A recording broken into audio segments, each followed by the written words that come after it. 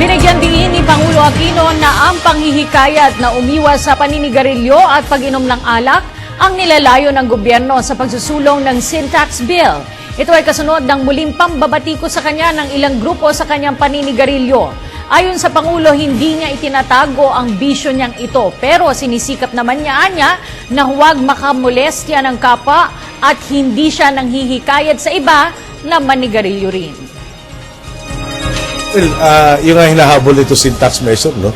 Na i-discourage mo yung behavior doon sa paninigarilyo, sa pag-inom. So, ako naman, ulitin ko lang, wala akong tinatago, no? Ako'y tumatakbo pa. Alam batid naman na naninigarilyo ako dito. Siguro alam naman yung pressures ng trabaho.